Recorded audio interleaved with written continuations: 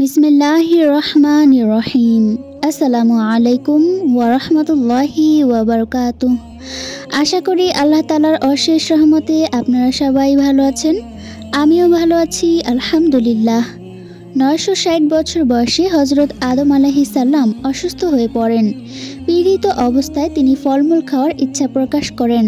তার পুত্রগণ ফলমূল সংগ্রহের জন্য বিভিন্ন জায়গায় চলে যায়। শুধুমাত্র শীস আলাইহিস সালাম পিতার সেবা যত্নের জন্য পাশেই ছিলেন।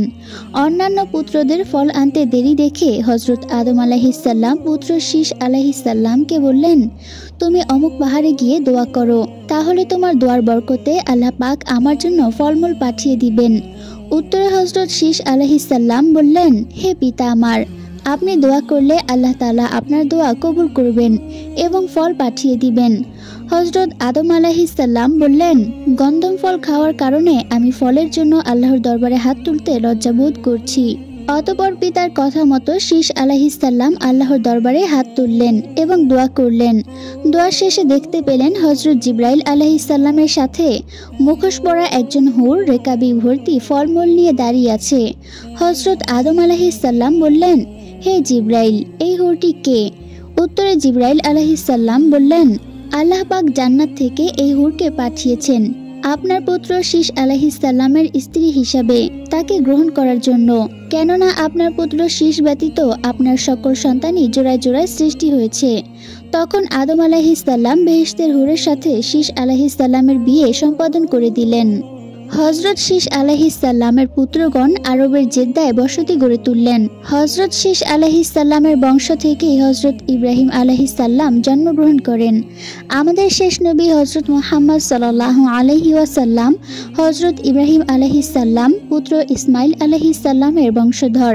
হযরত আদম আলাইহিস সালামের মৃত্যুর পর হযরত জিবরাইল আলাইহিস সালাম জান্নাত থেকে মূল্যবান কাপড়, সুগন্ধি দ্রব্য নিয়ে হযরত শীস আলাইহিস সালামকে গোসল, দাফন ও কাফনের পদ্ধতি বলে দিলেন। হযরত জিবরাইল আলাইহিস সালামের নির্দেশ মতো হযরত শীস আলাইহিস সালাম তা সম্পূর্ণ করলেন। এই সময় আদম আলাইহিস সালামের বংশধররা প্রায় 40,000 উপস্থিত ছিলেন। আদি পিতা হযরত আদম আলাইহিস সালামের লাশ মোবারক আবু কুবাইস পর্বতের একটি গর্তে দাফন করা হয়। বর্ণিত আছে যে হযরত নূহ আলাইহিস সালামের মহাপ্লাবনের সময় হযরত আদম আলাইহিস সালামের দেহ মোবারক কবর থেকে উঠিয়ে একটি বাক্সে ভরে জাহাজে উঠিয়ে নেওয়া হয়। প্লাবন শেষে পুনরায় যথাস্থানে দাফন করা হয়। শীস আলাইহিস সালামের পুত্রগণ আরবের জেদ্দায় বসতি স্থাপন করেন। স্বামীর মৃত্যুতে বিবি হাওয়া আলাইহিস সালাম মানসিকভাবে দুর্বল হয়ে পড়েন। পুত্র শীস আলাইহিস সালামকে সঙ্গে নিয়ে তিনি তৎকালীন বাইতুল মামুর তাওয়াফ করার জন্য মক্কায় আসেন। এরপর তিনি জেদ্দায় পুত্র নাতি নাতনিদের সাথেই বসবাস শুরু করেন। আদম আলাইহিস সালামের মৃত্যুর 1 বছর পর বিবি হাওয়া আলাইহিস সালামও ইন্তেকাল করেন। তাকে জেদ্দায় দাফন করা হয়। হযরত শীস আলাইহিস সালাম এবং তার হুর স্ত্রীর কবর মোবারক ভারতের অযোধ্যার ফাইজপুরে অবস্থিত। যেহেতু হুরদের মৃত্যু নেই, তাই ওনার স্ত্রী জীবিত আছেন এখনও।